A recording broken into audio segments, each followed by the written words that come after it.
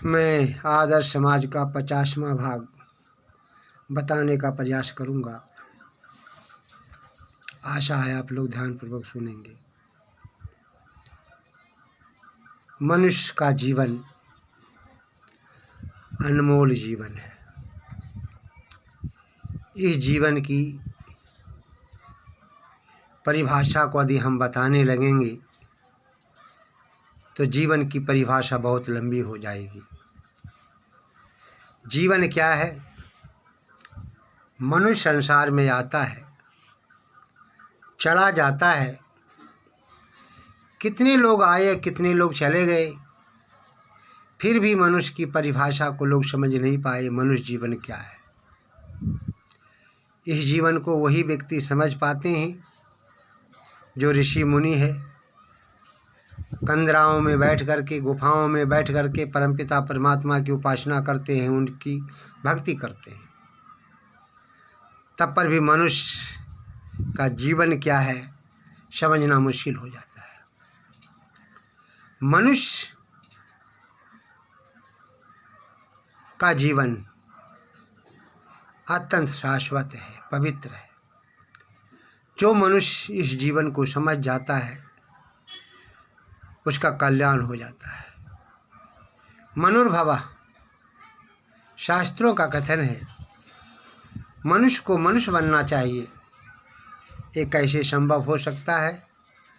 जब हम अपने जीवन को आदर्शमय बनाएंगे। जब हम अपने जीवन को आदर्शमय बनाएंगे तभी यह संभव हो सकता है। ओम नाम सबसे बड़ा, इससे बड़ा न कोई, जो उसका सुमिरन करे शुद्ध आत्मा हो। प्रत्येक व्यक्ति जानता है परमपिता परमात्मा का मुख नाम ओम है। ओम की उपासना भगवान श्री राम ने की, भगवान श्री कृष्ण ने की, भगवान शिव ने की। इसीलिए तो हम नमः शिवाय से पहले ओम नमः शिवाय कहते हैं।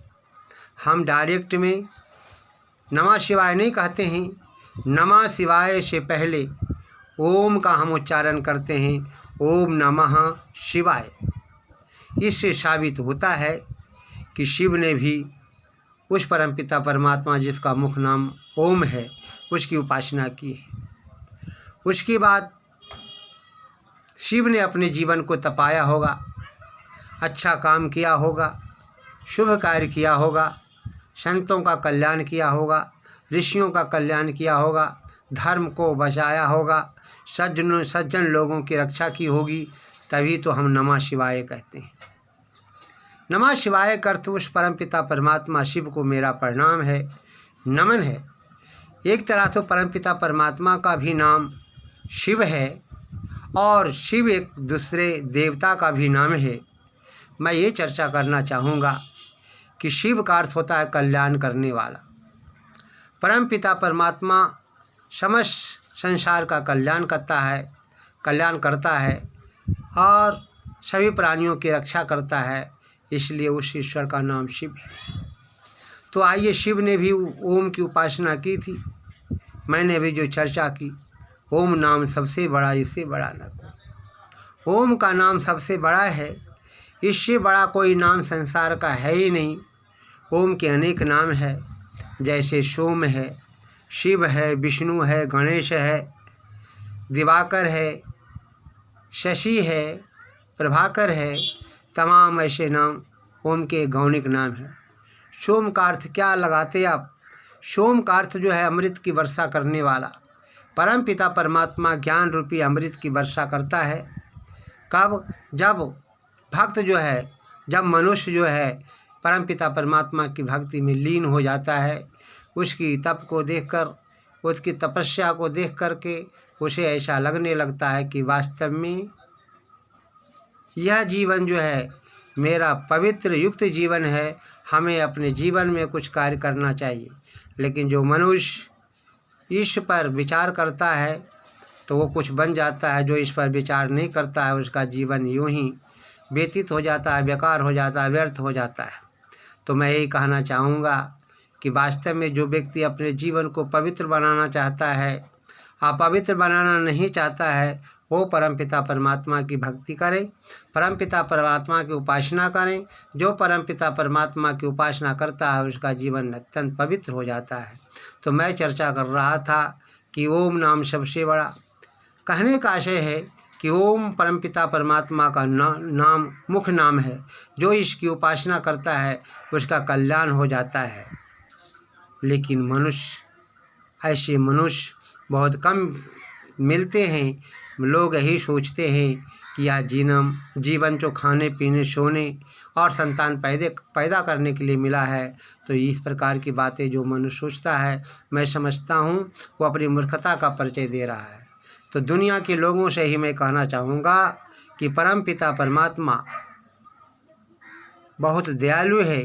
तो मैं जो चर्चा किया कि परमपिता परमात्मा की भक्ति करने से दुख दूर हो जाते हैं और आत्मा शुद्ध हो जाती है। ओम नाम सबसे बड़ा, इससे बड़ा ना को, जो इसका सुमिरन करे शुद्ध आत्मा होए। वास्तव में आत्मा में किसी प्रकार का अगर विकार आता है तो मैं समझता हूँ कि जब मनुष्य उस ईश्वर को याद करता है तो उसका जीवन तो पवित्र हो जाता है। इसलिए परमपिता परमात्मा सर्वरक्षक है, सभी लोगों का रक्षक है, सज्जन लोगों का रक्षक है। जो मनुष्य परमपिता परमात्मा की भक्ति करता है उसका जीवन पवित्र हो जाता है, पुण्यवत हो जाता है। हमें परमपिता परमात्मा को कभी नहीं भूलना चाहिए। उन्होंने ही हमें जन्म दिया है और उनके बदौलत ही जो है हम चलते हैं, फिरते हैं, खाते हैं, पीते हैं। जिस दिन उसकी मर्जी जो है ना के बराबर हो जाएगी उस दिन हम जो है मृत्यु के किनारे पहुंच जाएंगे। तो बाहर भी हम जाते हैं तो मेरे साथ कोई नहीं रहता है, लेकिन परमात्मा मेरे साथ रहता है। तो कहने का आशय मेरा यही है कि वो दुनिया के लोगों, सारे संसार के लोगों को भूल जाओ, लेकिन परमपिता परमात्मा को कभी नहीं भूलना, क्योंकि वह मेरा जन्मदाता है। वही पालन करता है, वही पोषण करता है। और जब हम दुख की विपत्तियों में फंस जाते हैं, दुखों में फंस जाते हैं, विपत्तियों से घिर जाते हैं, तो उस समय हमारी रक्षा कोई करता है तो परमात्मा करता है। तो परमात्मा की भक्ति करने से जो है हमारा जीवन जो आदर्शमय हो जाता है। इसलिए हम यदि अपने जीवन को आदर्शमय बनाना चाहते हैं तो मैं समझता हूँ परमपिता परमात्मा की उपासना बहुत ज़रूरी है। जो मनुष्य परमपिता परमात्मा की भक्ति से दूर रहना चाहता है ऐसे तो परमात्मा सबका रक्षा करता है, सब पर दया करता है। लेकिन जो मनुष्य भक्त जो है ईश्वर की उपासना करता है उस पर परमात्मा की विशेष कृपा दृष्टि होती है और फिर उसके जीवन में जो भी दुख आते हैं वो दूर हो जाते हैं। पता भी उन्हें नहीं चलता है कि दुख किस प्रकार से दूर हो गया। ये कैसे संभव होता है?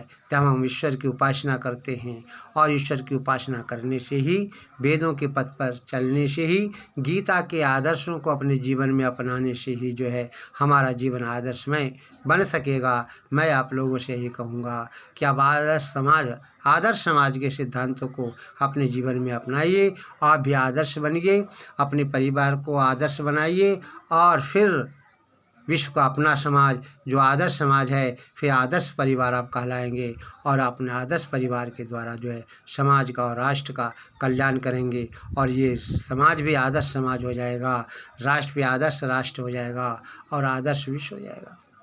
और विश्व का ये अपना समाज है। तो मैं यही कहूँगा आप आदर्श समाज के सिद्धांतों को अपनाइए और आदर्श समाज से अवश्य ही जुड़िए। इति वो।